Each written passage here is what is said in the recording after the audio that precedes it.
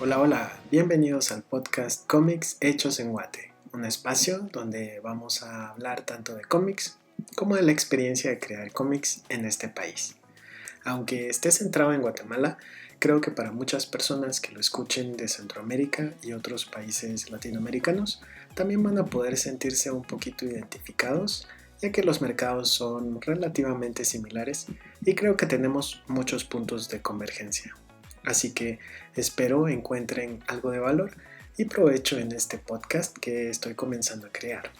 Mi nombre es Frobe y soy dibujante y escritor de cómics de Guatemala. Actualmente estoy publicando de forma independiente un cómic en formato de grapas y serializado cada 6 meses sobre aventuras de fantasía y acción con temas paranormales y algo de humor, que se llama Jun Jun Inuki Exterminadores Paranormales. Mi objetivo es poder crear este podcast cada 15 días, donde les iré contando cómo voy avanzando en el proceso de creación de cada capítulo. Actualmente estoy trabajando en el capítulo 5, que espero lanzaré a la venta en mayo del 2026. Para mientras, recuerden que pueden comprar los primeros 4 capítulos en tiendas Miau Miau en todo el país. Además de eso, una vez al mes también voy a tener algún invitado o invitada de la industria del cómic, principalmente artistas locales, pero podría ser que de vez en cuando también tengamos invitados internacionales. Así que voy a ver cómo me va con eso y bueno, para empezar este primer episodio, que va a ser como el episodio piloto, creo que sería bueno comenzar por contarles un poquito más sobre mí para que puedan conocerme mejor, ya que seré su anfitrión en este nuevo podcast. Bien, mi historia comienza en los años 80, en una peluquería. El barbero a donde nos llevaba mi papá, junto con mi hermano, tenía una mesita llena de revistas para que la gente que estaba esperando se pusiera a leer, y fue ahí donde vi por primera vez los cómics de Calimán, un cómic mexicano impreso en formato pequeño, en papel periódico. Era como de un poquito baja calidad y en tono sepia, sobre un héroe vestido de blanco que usaba turbante y peleaba junto a su compañerito que se llama Solín contra momias, brujos y otros monstruos. Me engancharon un montón esas historias, y algo muy interesante que pasó también es que los cómics de Calimán que tenía este barbero eran puros números random. Entonces, por ejemplo, había un cómic número 7 y luego otro era el 23 y así. Y pues yo pensaba, wow, ¿qué habrá pasado en esos números que hacen falta? ¿Cuántas historias más existen que yo ni idea? Y simplemente mi curiosidad quedó completamente clavada con ese tema. Creo que es importante mencionar que hasta ese entonces mi único contacto con otros cómics habían sido los comic strips del periódico y el suplemento dominical a colores que de vez en cuando pues podía ver cuando visitaba la casa de los abuelos. Nunca había visto una publicación completamente dedicada a los cómics y menos aún varias, varias revistas de cómics juntas. En los años 80, pues la mayoría de revistas de cómics en Guatemala eran comúnmente llamadas chistes, porque eran eso básicamente, como la revista Condorito, por ejemplo, pero Calimán era distinto, era una aventura, más parecido a las historias que veía en las caricaturas o las películas. ¿Sabían que el origen de este cómic fue un programa de radio? Fue creado en 1963 por un mexicano y un cubano. Fue Rafael Navarro Huerta y Modesto Vázquez González. La adaptación a cómic se hizo en 1965 con la primera aventura titulada Los Profanadores de Tumbas. Fue publicada en los primeros 10 números. Estoy casi seguro de que fue uno de los cómics que vi, me acuerdo mucho de las momias. Es una de las series de cómics más populares en la historia latinoamericana, con 26 años ininterrumpidos de publicaciones, con más o menos 1350 números consecutivos.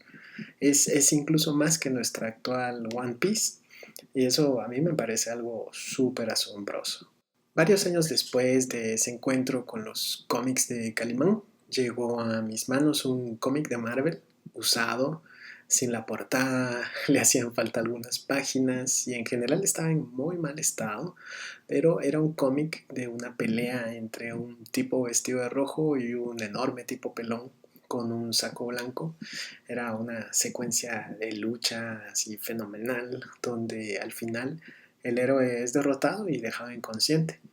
A pesar del mal estado del cómic, era una gran evolución de lo que había visto en Calimán.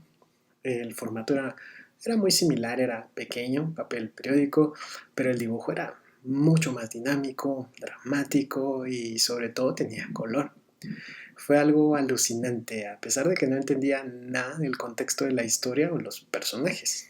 Ya tiempo después descubriría que lo que había leído era el asombroso trabajo de guión y dibujo de Frank Miller en Daredevil número 171, donde Matt Murdock se enfrenta y pierde en combate mano a mano contra el enorme y amenazante Kingpin. Pasó bastante tiempo para que finalmente el cómic hiciera una entrada más prominente en el mercado guatemalteco.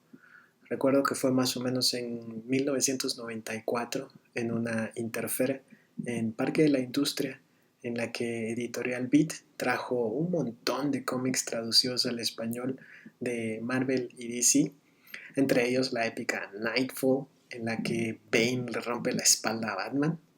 Estos fueron los primeros cómics TVP o trade paperback o compilatorios que tuve. Unos años más tarde, más o menos en 1996, comenzaron a aparecer tiendas especializadas que trajeron el juego de cartas de Magic the Gathering. Fue durante la expansión de Mirage, me acuerdo bien porque esa fue mi primera baraja. La cuestión es que en esas mismas tiendas a veces también traían alguno que otro cómic del extranjero y fue ahí donde vi el primer manga en japonés que tuve. Era un tankobon, un compilatorio en japonés de Oh My Goddess de Kosuke Fujishima. Y estas tiendas fueron súper importantes, pienso yo, porque además de traer cómics importados directamente de Japón, que por cierto eran algo caros, por lo que no me podía dar el lujo de tener más que solo uno. También traían singles o cómics en formato de grapas. Y lo interesante es que en esa época los mangas se comercializaban en Estados Unidos de una forma súper rara. Dark Horse Comics tenía varias licencias de mangas japoneses para publicar en Estados Unidos, pero en vez de simplemente distribuirlos tal cual eran, con la salvedad de que se debían leer al revés, Dark Horse lo que hizo fue tomar cada página y darle flip en diseño y traducirlos como si fueran cómics gringos, ¿verdad? Publicándolos también en formato de grapas. Viéndolo en retrospectiva, pues sí me parece que fue un gran error porque no se estaba respetando la obra original, pero en esa época me parecía algo increíble porque eran más baratos que los mangas japoneses y me podía comprar más. Y ahora siento que son un tesoro en mi colección, ¿verdad? Con estos cómics conocí muchísimos artistas y tuve la oportunidad de explorar más de cerca estas nuevas narrativas y estilos gráficos que proponía el manga. Mis favoritos fueron Blade of the Immortal de Hiroaki Samura, Three Times Three Eyes de Yuzo Takada, Vampire Princess Miu de Narumi Kakinochi, Battle Angel Alita de Yukito Kishiro y Gunsmith Cats del legendario Kenichi Sonoda. Además del manga, estas tiendas especializadas fueron sumamente importantes en mi formación porque también traían la revista Wizard, que tenía muchísimos artículos y entrevistas con creadores de cómics de Estados Unidos, no solo de las grandes dos, también habían editoriales independientes y aquí fue donde conocí muchísimo más sobre el proceso de crear cómics, la industria y el mundo de los cómics independientes. En esta época me recuerdo también conseguí cómics de Image y Dark Horse como Spawn de Todd McFarlane, Bone de Jeff Smith, The Max de Sam Keith y Hellboy de Mike Mignola. Con este conocimiento aún en formación, entré a la universidad. Y la verdad es que yo no quería estudiar en la universidad. Yo quería perseguir una carrera artística e ingresar en la Escuela Nacional de Artes Plásticas Rafael Rodríguez Padilla. Lastimosamente no tuve el apoyo para hacerlo, ya que mis papás querían que yo estudiara una carrera científica, y fue tanta la presión que terminé ingresando a ingeniería química.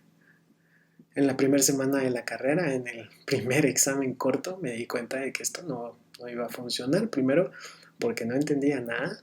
Y segundo, fueron las clases más aburridas de toda mi vida. Así que me salí del salón y me fui directo a la biblioteca. Fue mi primer año sabático sin que mis papás lo supieran, hay que aclarar eso.